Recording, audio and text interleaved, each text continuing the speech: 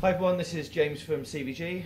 And Joel from Official PlayStation Magazine. And today we're here looking at Sleeping Dogs.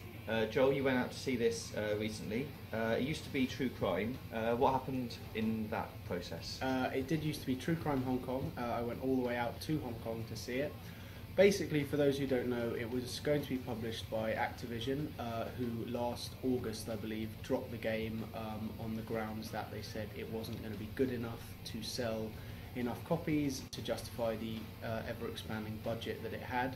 So basically the game was presumed dead until Square Enix bought the rights to the game, although not the name, which is why it's now called Sleeping Dogs, and have taken it through the rest of its development process to where we are now, with the game due for release this summer.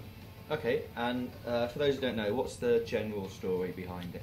The general story is you play Mr. Wei Shen, who we can see in this video shooting and punching lots of men, who is a detective in the Hong Kong police and who has to go undercover into the Triads to bring them down for some reason or other, probably because they're all gangsters and do loads of bad crime stuff. And from the live action trailer and some of the chase sequences we're seeing here, it looks like they've gone for quite a cinematic look. Is that right? Yeah, they have. It's a game that doesn't necessarily innovate of itself, but it sort of cribs stuff from a lot of other games that do things rather well. So, for example, the combat is very Arkham Asylum / City influenced, with combos being chained together, heavy and light attacks, and then little icons that come up for you to do reversals.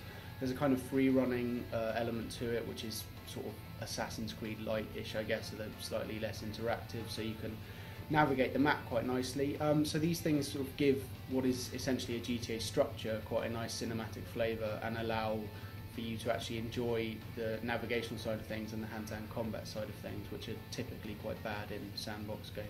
Yeah, so it is a sandbox game because it looks like it is, but is it more like Mafia 2 where it's sort of linear sandbox? No, it's very much a sandbox game, but I think they'll probably be quite pleased with you saying that, because I think the idea is that while it's a sandbox game, once you get into missions, it's sufficiently cinematic to make it have that kind of sheen that a linear game would have. But no, it very much is an open world, so there are icons on that little mini-map you can see, and there's a lot of side missions as well as the core story, things like karaoke, smart car racing, cockfighting and stuff like that. So it differentiates itself from something like Mafia, in which there was literally nothing else to do other than the story, and it very much is a GTA style game.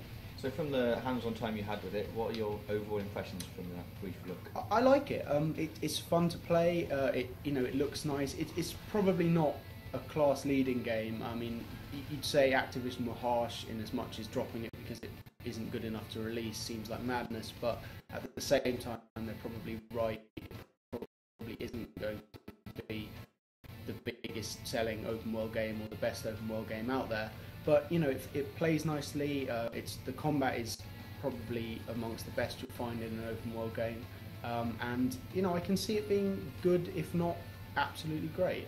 It's not going to set the world alight, but I can absolutely see it finding a place within that genre.